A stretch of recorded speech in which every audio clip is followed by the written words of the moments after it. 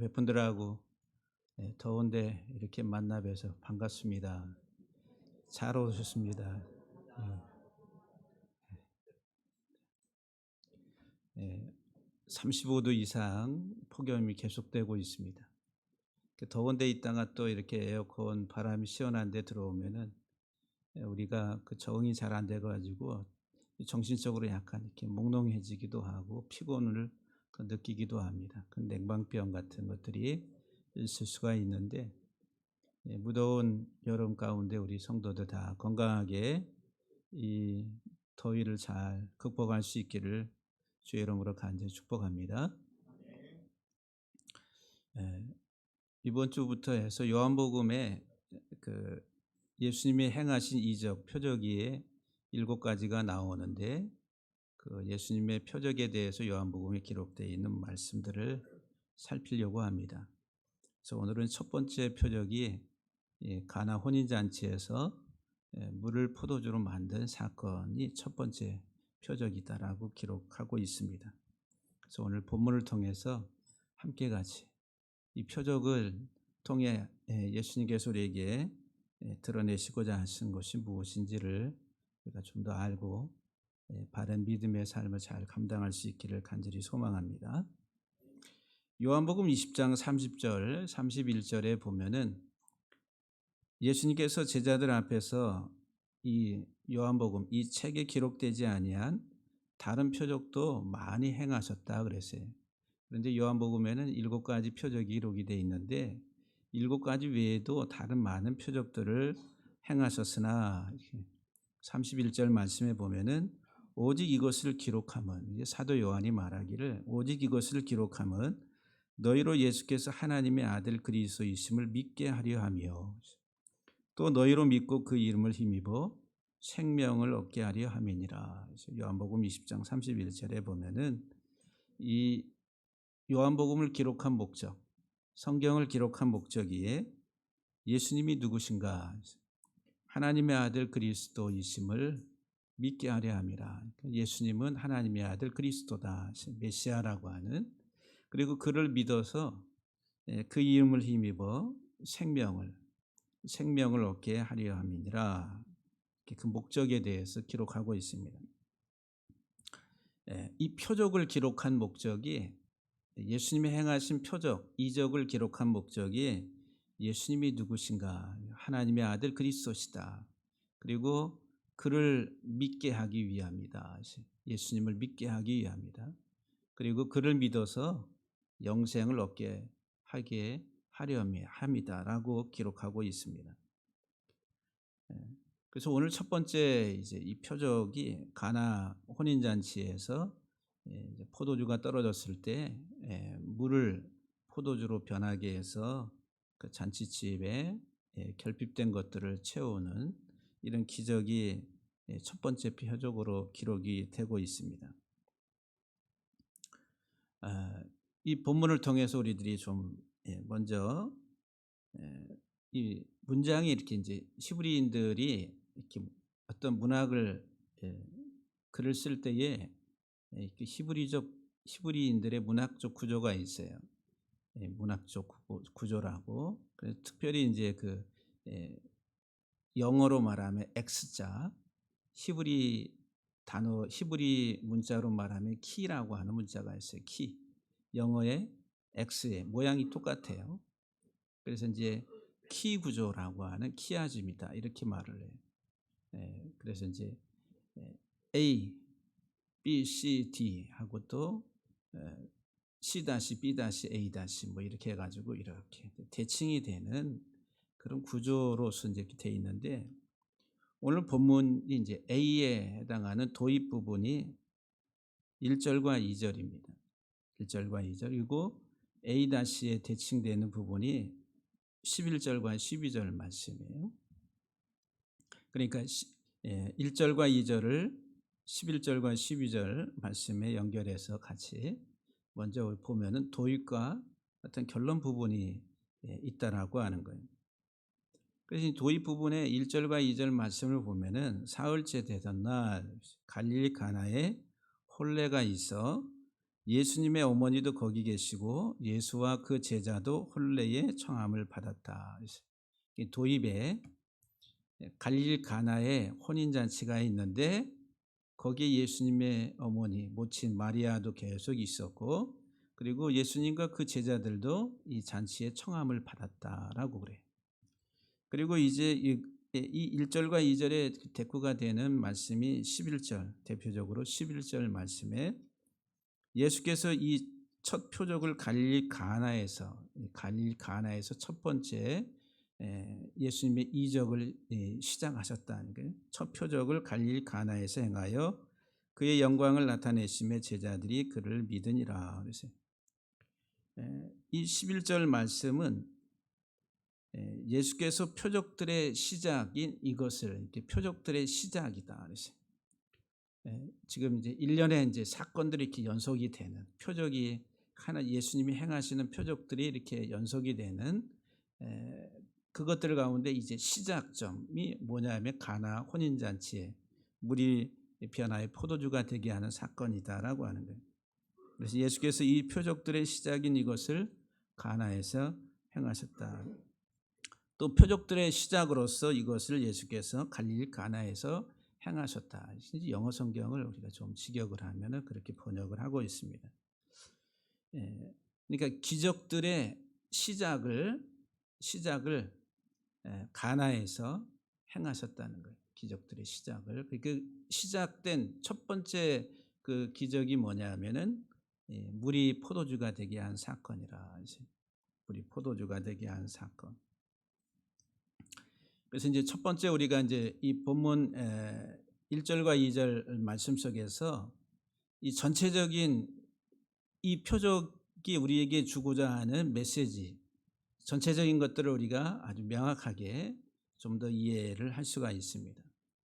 그래서 성경은 그 저자가 특별히 요한복음을 기록한 사도 요한이 요한복음을 기록할 때에 우리가 성경을 읽을 때에 장소도 나오고 숫자, 날짜도 나오고 연도 또는 해, 몇 년 이런 것들이 나오고 여러 가지 이제 그 하나의 그 개념들을 상징하는 그런 단어들이 나오게 되는데 오늘 본문에서는 이제 갈릴리, 가나, 셋째 날, 갈릴리, 가나 다 중요한 단어들입니다. 셋째 날도 그리고 갈릴리, 가나, 가나도 그리고 혼례라고 하는 이 단어도 너무너무 중요하다는 이것을 좀 이해를 할 때에 지금 이 예수님이 가나에서 행하신 이 표적을 바르게 이해할 수가 있다라고 하는 거예요. 유대인들은 혼례를 셋째 날 합니다. 유대력 이제 창세기의 날 개념으로 말하면 첫째 날, 둘째 날, 셋째 날이 있어요.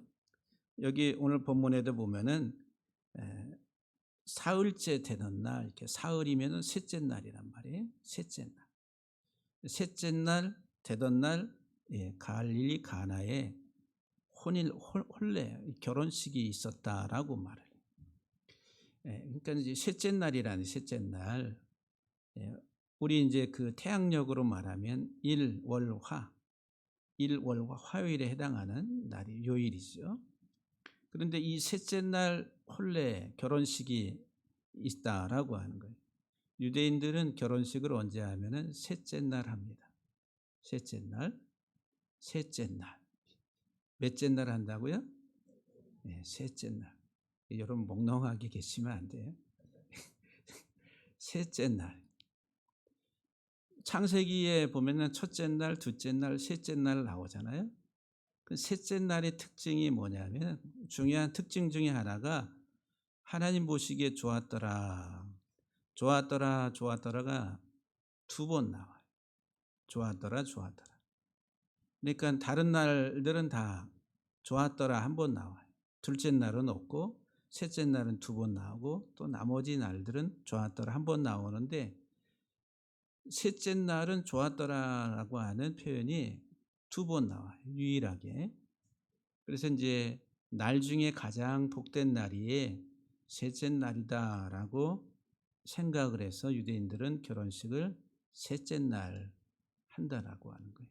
그러니까 유대적인 전통이다라고 보시면 됩니다. 그러니까 여기 사흘째 되던 날 이 말은 이제 유대인들이 전통적으로 결혼식을 하는 날이다라고 이해를 하시면 됩니다. 그러면은 지금 이 물이 포도주가 되게 하는 이 표적에 있어서 핵심적인 단어가 뭐냐면은 결혼이란 결혼. 결혼. 결혼식, 결혼이다라고 하는 이 단어를 우리가 먼저 생각을 해볼 수가 있어요. 그런데 이제 이 갈릴리 이 장소가 이제 가나라고 하는 가나, 이 카나라고 하는 가나. 가나에서 이제 가나에서 이 갈릴리 가나에서 이 가나라고 하는 이 단어는 세우다, 세우다라고 하는 창조하다, 얻다, 획득하다 또는 사다 이런 의미를 가지고 있는 단어입니다. 어원이. 그러니까는 이렇게 이제 만들고 획득하고 사고 뭐 그런 개념이에요. 그래서 성경의 구약 성경에 아주 중요하게 사용된 용례를 몇 가지 살펴보면은 이 카나라고 하는 이 동사가 시편 139편 13절에 보면은 주께서 내 내장을 지으시고 할 때 내장을 짓다, 이 내 내장을 만들다라고 하는 이 단어를 카나라고 하는 동사를 썼습니다. 그러니까 나를 내 내장을 지으시고라고 하는 잠언 8장 22절에도 보면은 여호와께서 그 조화의 시작 곧 태초에 일하기 전에 나를 가지셨으며 그랬어요. 하나님이 태초에 만물을 만드시기 전에 일하시기 전에 나를 갖다 이 말, 획득하다라고 하는 카나라고 하는 단어를 썼습니다. 다시 말하면은 만물을 이 세상에 보이는 만물을 만들기 전에 하나님은 이미 나를 가지셨다는 거예요. 만드셨다는 거예요. 이 카나라고 하는 단어가. 카나. 지금 엄청난 이제 신학적으로 말하면은 만세 전에 하나님이 나를 만드셨다. 선택했다. 만세. 세상이 있기 전에. 그러니까 저와 여러분들의 존재가 지금 눈에 보이는 나의 존재는 지금 21세기에 지금 존재하지만은 이미 하나님이 만물을 만드시기 이전에 이미 하나님께서 나를 하나하셨다는 거예요. 나를 만드셨다. 하나님이 소유하셨다. 이런 개념입니다. 엄청난 의미를 가지고 있다라고 하는 거예요. 지금 이 카나에서 지금 예수님이 일을 하시려고 그래요. 카나에서. 룻기 4장 8절을 보게 되면은 나오미가 쫄딱 망해가지고 다시 예루살렘으로 돌아왔을 때에 그 며느리 룻하고 같이 왔죠. 그래서 이제 이 나오미와 룻의 잃어버린 모든 재산을 다시 회복시켜주는 사람이 기업 무를자인데 이 기업 무를자의 가장 자격이 누구냐면 가장 가까운 친족이라 이렇게 촌수로 따져가지고 가장 가까운 친척이 첫 번째 기업 무를자의 자격을 가지고 있는 거예요. 근데 만약에 첫 번째 가장 가까운 친족이 이 나오미의 잃어버린 모든 것들을 회복시켜 줄 재정적 경제적 능력이 안 되면은 두 번째 사람에게 넘어가요. 그 기업물을 그 의무와 책임들이. 그래서 룻기서 4장 8절에 보면은 이에 그 기업 물을 자가 보아스에게 이르되 이제 보아스가 다시 2차의 기업 물을 자의 자격을 가지고 있으니까 그 보아스에게 물어보기를 네가 너를 위하여 사라 하고 그 신을 벗는지라. 그러니까는 나오미의 잃어버린 모든 재산 이 모든 경제적인 것들을 회복시키는데 보아스에게 네가 사라 이렇게 사라. 그 사라고 하는 단어가 카나라고 하는 카나. 잃어버린 것들을 다시 회복시켜주는 사다, 획득하다, 얻다라고 하는 개념의 이 카나라고 하는 것. 사무엘하 24장 21절과 24절 말씀에 보게 되면은 다윗이 하나님의 성전터인 아라우나의 타작마당을 사다 할 때 그 사다라고 하는 단어가 카나라고 하는 거예요. 성전마당, 터를 타작마당을 산다라고 할 때 이 카나, 사다, 매입한다 이런 말이 있어요. 시편 74편 2절에 보면은 옛적부터 얻으시고 이렇게 얻으시고 이 말이 카나. 하나님이 우리를 얻었다. 주의 백성을 얻었다. 그리고 속량하사. 그러니까 얻다라고 하는 이 카나와 속량하다라고 하는 동의어 개념으로 반복해서 강조돼서 나옵니다. 옛적부터 얻으시고 속량하사 주의 기업의 지파로 삼으신 주의 회중을 기억하시며 그랬어요. 하나님의 회중이라 이 교회라는 거 교회에다라고 해요.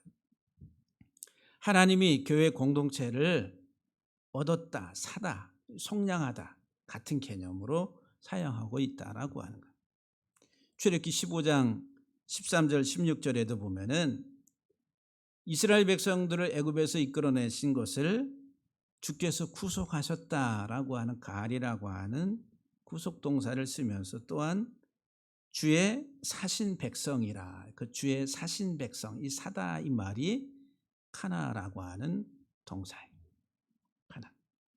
그러니까는 이 카나라고 하는 지역 명칭의 동사의 어원을 보면은 우리를 만드는 거예요. 우리의 내장을 또 나를 만드시는 하나님. 근데 그 하나님은 나를 어떻게 만드시냐면은 산다라고 하는 산다. 사서 죄로 죽은 우리의 영혼을 죄의 노예가 돼서 세상에 종살이하는 우리들을 핏값을 지불하고 사서 하나님의 소유된 백성으로 삼은 하나님의 자녀들이다라고 하는 거예요. 그러니까 이 카나라고 하는 지역, 이 카나에서 예수님의 사역은 우리들을 예수의 피로 지불해서 값을 지불해서 사서 우리를 죄로부터 자유케 하시는 새 창조자로서 새로운 시대, 새로운 창조자로서 주님이 오셨음을 선언하는 거예요. 이게 첫 번째 표적이다. 첫 번째 표적. 그래서 이 첫 번째 표적의 핵심적인 단어가 카나, 그리고 가나에서 혼인, 결혼식을 하는데 결혼식의 중요한 또 단어가 포도주라는 게 포도주. 나중에 이제 설명을 드리겠지만은 결국은 이 포도주가 상징하는 게 예수님의 죽음을 말한다. 죽음. 피. 그래서 이 카나라고 하는 이 지역 명칭이 주는 값을 지불하고 산다라고 하는 피값을 지불하고 나를 사서 혼례 예수님은 우리의 신랑으로 오셔서 우리를 신부 삼으시는 우리 죄를 다 정결하게 깨끗하게 해서 우리를 신부로 맞으시는 이 결혼식의 신랑으로 오셨다라고 하는. 근데 그분은 우리를 위해서 자기 자신을 내어주는 십자가에 내어줘서 우리를 위해 피 흘리시는 분으로서 이제 이 표적을 행하신다라고 하는 거예요. 표적. 너무너무 중요해요. 그래서 이 예수님의 가나에서의 이 사역, 이 혼인잔치 가나에서의 이 예수님의 이 사역은 무엇을 말하는? 첫째, 새 창조의 시작을 의미한다. 새 창조. 새 창조의 시작을. 어떻게 새롭게 창조하냐면은 예수의 피로 우리를 구속하시는 사역을 설명하는 거예요. 이제 요한복음을 기록하면서 특별히 많은 표적들이 있는데 다 그 표적들을 기록하지 아니하고 오직 이것들을 기록함은 예수가 하나님의 아들 그리스도이심을 우리에게 알게 하시고 그리고 그를 믿고 그 이름을 힘입어 생명을 얻게 하려 함이니라 라고 말씀합니다. 그래서 예수님의 가나에서의 사역은 예수의 피로 우리를 사서 하나님 앞에 거룩한 신부로 세우는 것이 가나에서의 예수님의 사역이다라고 하는 거예요. 호세아서가 특별히 하나님과 우리 관계를 하나님은 우리의 남편이고 우리는 그의 아내, 그러니까 하나님은 우리의 신랑이고 우리는 그의 신부 관계로서 설명하죠. 그 음란하게 계속 세상을 향해 나가는 고멜을 불러서 하나님이 뭐라고 영원히 나와 함께 살자라고 말씀합니다. 사랑의 고백으로 하나님이 우리의 남편, 우리의 신랑 되신 그 하나님이 우리를 세상의 음녀가 돼서 세상을 사랑하고 세상으로 나아가던 우리들을 불러서 나와 영원히 살자라고 그렇게 말씀하세요. 이게 호세아서에서 아주 핵심적인 내용이죠. 이게 가나에 오셔서 예수님이 하시는 사역이 신랑으로 오셔서 이 세상의 것들에 물들어서 세상을 사랑하며 떠난 고멜과 같은 우리들을 불러서 예수의 피로 정결하게 씻어서 다시 우리를 신부로 맞이해서 영원히 나와 함께 살자. 그 고백이 너무너무 중요한. 그래서 신부된 우리들에게 결혼 집창금을 지불하는 거예요. 집창금. 유대의 결혼 예식에 그 값을 지불하고 그 신부를 데려오는 거예요. 그 결혼 집창금이 뭐냐면 예수님의 피, 우리의 죄값을 지불하는데 그 값이 뭐냐면 예수님의 희생이라는 거예요. 그 예수님의 피값을 지불하고 우리를 사서 나와 함께 살자라고 하는. 그래서 예수님의 초림은 혼인을 하는 거예요. 혼인. 주님이 오셔서 이제 우리를 위해서 값을 지불하고 샀다. 그리고 예수님이 이제 부활하시고 떠나가시고 다시 예수님이 재림하시는 것은 이제 결혼식을 위해서, 이제 온전한 결혼식을 위해서 다시 오실 주님으로 성경은 그렇게 설명을 하고 있습니다. 그래서 이제 이 가나라고 하는 이 지역 명칭을 통해서 예수님의 사역을 우리가 이해할 수가 있는 거예요. 이 표적의 근본적인 의미들을 우리가 생각해 볼 수 있다는 거예요. 두 번째로 이제 결혼이라는 게 혼례, 혼인식이라는 혼인. 여기 결혼이라는 결혼식입니다. 결혼식. 이 가나, 갈릴리 가나에서 결혼식이 있었다. 히브리 단어로 결혼하다 이 말이 하탄이라는 말이에요. 하탄. 결혼하다. 근데 이 결혼하다 이 말이 어떤 사람의 사이가 되다 이 말이에요. 그러니까는 결혼하다의 핵심적인 그 주 대상이 누구냐면 신랑을 설명하는 거예요. 신랑. 신랑이 결혼할 때 누구누구의 사이가 되다. 예. 그래서 이 하탄이라고 하는 단어가 분사형으로 사용될 때는 장인, 장모 이런 뜻을 가지고 있어요. 그러니까 하탄, 결혼하다, 누구누구 어떤 사람의 사이가 된다. 그런데 히브리 문자는 단순히 그냥 문자적인 그런 개념만을 가지고 있는 게 아니라 그 안에 하나님 우리에게 주시고자 하시는 영적인 메시지가 있다는 거예요. 신랑은 어떤 역할을 해야 되는지, 이게 결혼을 하는 신랑은 어떤 역할을 하는, 어떤 기능을 해야 되는 사람인지 하탄이라고 하는 이 단어 속에서 설명을 해주는데, 울타리를 치는 생명의 값을 지불하는 자다. 생명. 그래서 신랑은 신부를 데려올 때 값을 지불해요. 그거를 가리켜서 결혼 지참금이다 그래요. 결혼 지참금. 그리고 결혼을 하게 되면은 이 신랑은 신부에 대해서 울타리, 생명의 울타리를 쳐서 보호해야 돼. 보호. 그게 신랑의 책임이고 역할이다라고 하는 거예요. 신부는 어떤 상태? 주님이 오셨을 때 신부는 죄 아래.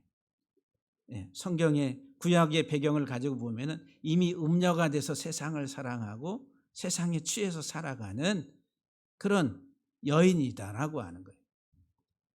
그러니까는 병들고 아프고 이 세상에 소망 없이 살아가는 그런 영적 존재가 된 이 신부를 어떻게 자기 자신의 생명의 값을 지불해서 그 신부를 치유하고 깨끗게 해서 생명으로 울타리를 쳐서 보호하는 그 기능을 신랑이 한다라고 하는 거예요. 그리고 예수님은 우리의 유일한 참 신랑이 되신다라고 하는 거예요. 일반적으로 우리가 이제 가정에서도 하나님께서 남성들을 통해서 가정의 울타리 역할을 하게 하시죠. 물론 목의 사회도 있지만은 그러나 남성들이 가정의 울타리를 치고 책임을 지는 이런 하나의 우리 일반 사회 속에서의 역할도 우리가 보게 됩니다. 하나님께서는 우리 참 남편, 신랑이 되어 주셔서 자신의 생명을 통해서 우리들을 보호하시고 지키시는 하나님이다라고 하는 거예요. 그래서 이 핫한이라고 하는 이 단어, 똑같은 단어인데 세 문자인데 모음만 다른데 결혼하다, 사위가 되다, 또 신랑, 사위라고 하는 이런 의미를 갖고 있다라고 하는 거예요. 그러니까 이 신랑은 우리의 참 신랑이신 예수 그리스도를 예표하는 단어라고 하는 거예요. 그래서 에베소서 5장 22절 이하 23절에 보게 되면은 아내들이여 자기 남편에게 복종하기를 주께 하듯 하라. 이는 남편이 아내의 머리됨이 그리스도께서 교회의 머리됨과 같으니 그가 바로 몸의 구주시니라. 그러므로 교회가 그리스도에게 하듯 아내들도 범사에 자기 남편에게 복종할지니라. 남편들아 아내 사랑하기를 그리스도께서 교회를 사랑하시고 그 교회를 위하여 자신을 주심같이 하라. 교회가 예수님의 신부란 말이에요. 신랑 대신 예수님이 신부된 교회를 위해 뭐를 주셨다고요? 자기를 주셨다. 자기 생명을 내어주셨다라고 하는, 값을 지불했다라고 하는 말. 그렇기 때문에 이 아내들이 남편에게 복종하라고 이렇게 말씀을 주고 있습니다. 남자들은 가정에 그런 울타리, 가장 안전한 방어벽을 형성해야 될 책임이 있는 존재들이다라고 하는, 일반 우리 사회 속에서도. 할렐루야. 여러 가지 정신적인, 육체적인, 물질적인 모든 부분에 있어서 그런 책임들을 떠안고 있는 게 신랑이다라고 하는 거예요. 이 핫한이라고 하는 이 결혼하다, 사이가 된다, 또는 신랑이라고 하는 이 단어에서 하툰나 그랬는데 결혼식이라는 말이에요. 결혼식. 그래서 이제 이 결혼식이라고 하는 이 신랑이라고 하는 이 단어 속에서 신랑이 신부를 위해서 값을 지불한다. 자기 생명의 값을 지불해서 울타리를 쳐주는 이런 기능이란 말이에요. 그러니까 신랑은 신부를 위해 값을 지불한다. 이제 사도 바울이 에베소서에서 신랑 대신 예수님과 신부된 교회를, 그래서 이제 예수님이 교회를 위해서 자기를 내어준과 같이 예수님이 그 신부된 교회를 사랑하셨다라고 하는 거예요. 그러니까 이 신랑은 값을 지불하는 자. 그런데 히브리 단어에 신부라고 하는 신부가 마할랏이라는 마할랏. 이 마할랏이라고 하는 신부라고 하는 단어는 마할이라고 하는 할례를 행하다, 더러운 것들을 제거하다라고 하는, 할례를 행하다라고 하는 단어에서 온 명사형입니다. 그러니까는 이 신부라고 하는 마할랏이라고 하는, 신부를 마할랏이라고 그래요. 이 마할랏은 어떤 존재냐면은 정결하게 깨끗하게 된 자, 할례를 받은 자, 신부, 죄의 사함을 받은 자, 죄의 가리움을 받은 자, 신부라고 하는.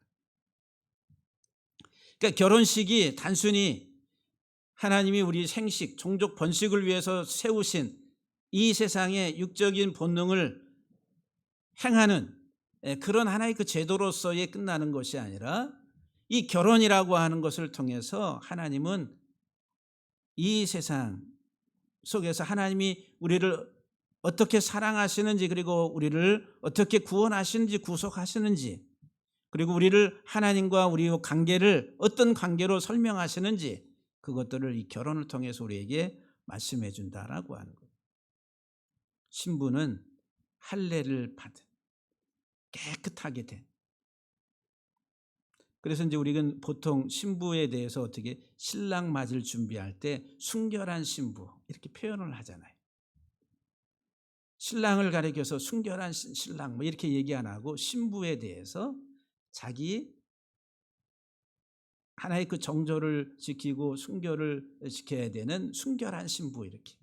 그러니까 신랑을 맞이할 교회, 신부된 교회는 순결해야 된다라고 하는, 그 말은 신랑이신 예수의 피값을 통해서 내 죄의 가리움과 죄의 사함을 받은 자들이 참 신부다라고 하는 거예요. 신부. 그래서 이제 이 결혼식은 하툰나 이렇게 이야기하고, 결혼 자체를 이야기할 때는 키두신이다, 이렇게 용어들이 다 달라요. 히브리인들에게 있어서 결혼 자체를 이야기할 때는 키두신이라 그래요. 키두신. 이 키두신이라고 하는 것, 이 단어가 성결이라는 거, 성결. 카다시라고 하는 깨끗하게 하다, 성결하게 하다라고 하는 단어였어요. 키두신이라 그래요. 그래서 이제 유대인들은 이 결혼을 아주 성결하게, 신성하게 생각을 해서 이 결혼을 앞둔 이 신랑과 신부는 자신의 죄를 고백하는 금식을 합니다. 결혼식을 앞에 두고 금식을 해요. 왜? 과거의 모든 죄 사함을 받고 새로운 출발을 한다라고 하는 개념에서 이 결혼이라고 하는 단어, 키두신이라고 하는 용어를 써서 그렇게 설명을 합니다. 그래서 이제 혼인 상태로 들어간다는 것은 죄 사함을 수반하는 것으로, 이것은 이제 예수님과 나의 관계가, 예수님은 나의 신랑이고 우리는 그의 신부가 돼서, 우리가 이제 주님과 하나가 돼서 신랑 신부로서의 결혼이 온전한 상태로 들어가는, 그것은 이제 교회의 속성을 이야기해 주고 있다라고 하는 거예요. 교회의 속성. 정결한 신부들만이 하나님의 혼인, 결혼 예식 잔치에 참여할 수 있다라고 하는 것을 말해 주고 있다라고 하는 거예요. 그러니까 지금 갈릴리 가나에서 혼례, 혼인식, 결혼식이 있었다라고 하는 이 1장 서두 1절에 2장 서두 1절에서 모든 것들을 다 암시하고 내포하고 있다라는 거예요. 지금 이적을 행하시는 것에 대한 그 모든 것들을 암시하고 내포하고 있다라고 하는 거예요. 그래서 결혼식이 그렇게 중요한. 그러니까 우리는 단순히 남녀간에 만나서 혼례하고 같이 사는 것으로서가 아니라, 이것은 주님과 나와의 관계를 설명해 주는 하나의 메타포, 상징과도 같은 것들이다라고 하는 거예요. 그래서 가정이 소중하다라고 하는 거예요. 소중한 거. 3절과 4절 말씀에 이제 두 번째 보게 되면은 문제가 발생해요. 이 혼인잔치집에 문제가 발생해요. 포도주가 떨어졌다. 예수의 어머니가 예수에게 이르되 제자들에게 포도주가 없다 하니, 저들에게 포도주가 없다 하니 예수께서 이르시되, 여자여 나와 무슨 상관이 있나이까, 내 때가 아직 이르지 아니하였나이다. 그 이제 모친 마리아가 이제 잔치집에 와서, 그래서 이제 주석하는 주석가들이 지금 이 갈릴 가나 혼인집은 모친 마리아와 친척지간에 있는 집안일 거다라고 얘기해요. 그래서 미리 와가지고 잔치하는데 준비해서 거들어주고 이제 하는 일들. 그러니까 이제 포도주가 떨어지니까 마리아가 예수님에게 저들에게 포도주가 없다. 그러니까 예수님께서 여자여 나와 무슨 상관이 있나이까, 내 때가 아직 이르지 아니하였나이다. 그래서 키워드가 내 때라고 한 때, 내 때가 이르지 아니했다. 때라고 하는, 포도주가 떨어졌다. 근데 이 포도주가 떨어진 것에 대해서 마리아는 아마 예수님이 어떤 능력을 행해서라도 어떤 대책을 세워서라도 이것을 채울 수 있는 그런 존재로 인식을 하고 있었던 것 같아요. 그런데 이제 예수님은 뭐라고 내 때가 이르지 않았다.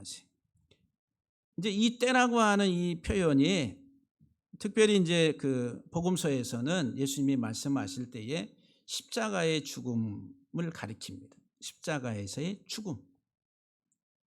요한복음 12장 23절에 보면은 예수께서 대답하여 가라사대 인자의 영광을 얻을 때가 왔도다.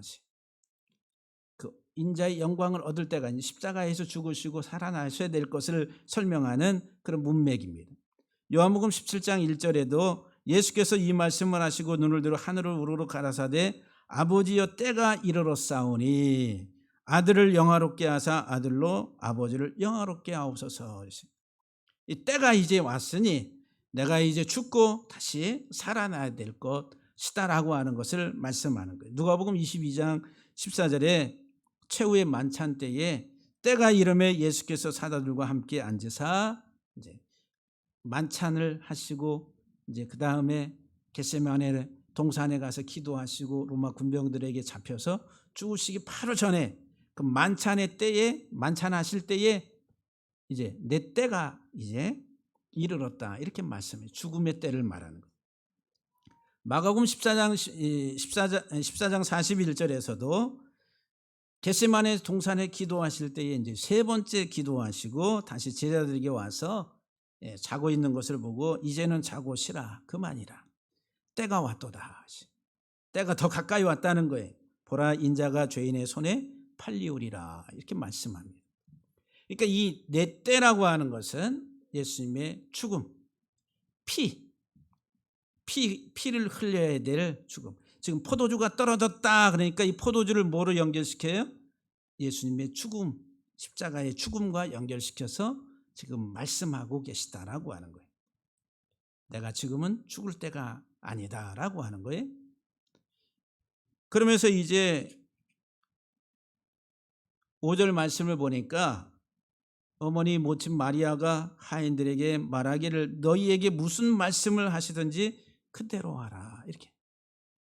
그러니까 예수님이 말씀하신 것에 대해서 이 마리아는 예수님의 말씀에 대해서는 관심도 없고 그냥 생떼를 쓰는 것 같은 그런 하나의 그 대응을 합니다. 하여튼 내가 알 바가 아니고 하여간에 종들을 불러가지고 너희에게 무슨 말씀을 하시든지 그대로 하라. 그대로 하라. 그랬더니 예수님께서 내 때가 이르지 아니하였나이다 라고 말씀하신 예수님이 이적을 행하시잖아요. 예? 그래서 이제 돌 항아리 6개가 있는데 거기에 아구까지 채우라고 그래서 하인들이 갔다가 채웠더니 그 물이 이제 포도주로 변한. 그러면 그 왜 표적을 행하셨느냐? 이것은 이제 사인이라 사인. 표적, 상징이라는 상징. 장차 내가 어떻게 될 것인가에 대한 물이 변해 포도주가 됐다. 이 말씀 속에서 이제 주님이 피를 흘려서 우리의 죄를 신부된 우리의 죄를 정결하게 깨끗하게 하실 것에 대한 상징으로서 이제 물이 변화의 포도주가 되게 하는 사인으로서 이적 표적으로서 이것을 행하셨다라고 하는 거예요. 그런데 이제 오늘 본문을 5절 말씀을 보게 되면은 마리아가 예수님께 무슨 말씀을 하시든지 그대로 하라고. 그래서 우리가 이제 신앙의 원리를 이 말씀 마리아의 이 고백 속에서 우리가 좀 살펴보게 됩니다. 순종이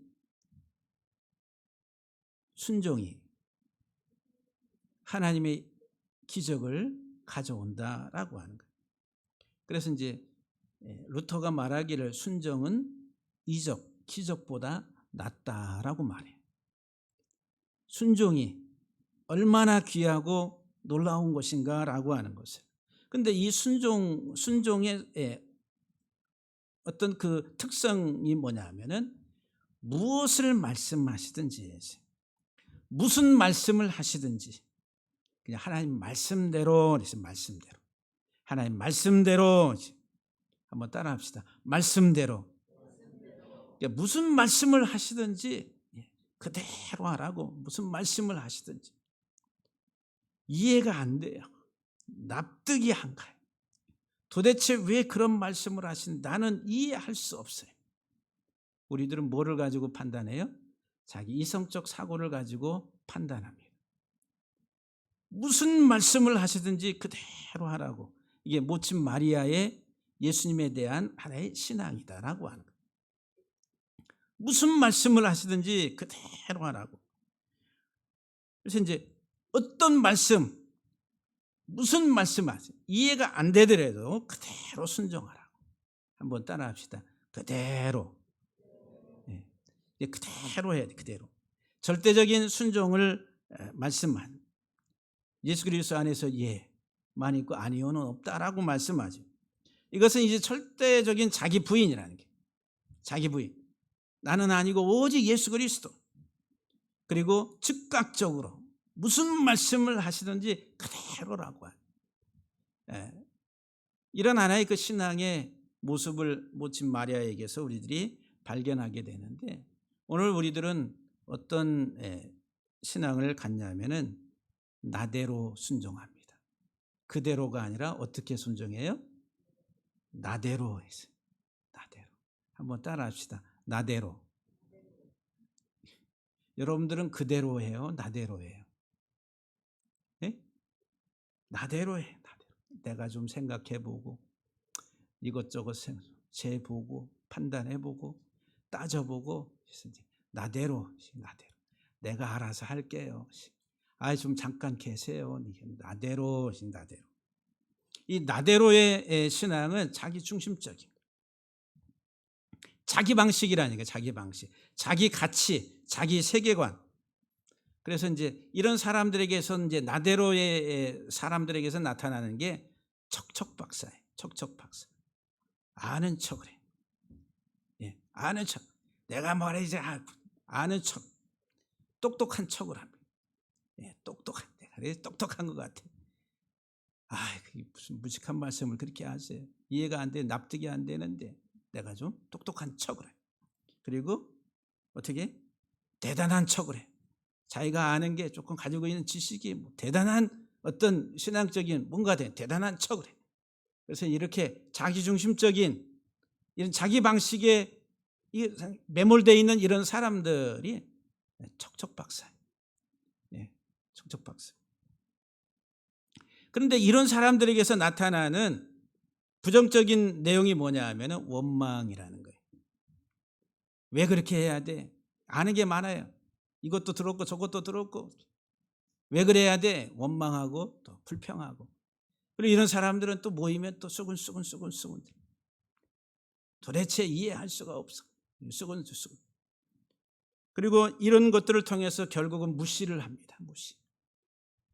다 무시해버려요. 결국은 하나님의 말씀에 대한 거역과 불순종이라고 하는 결과를 만들어내게 된다라고 하는 거예요. 여기 마리아의 신앙을 우리들이 좀 더 잘 생각해 봐요.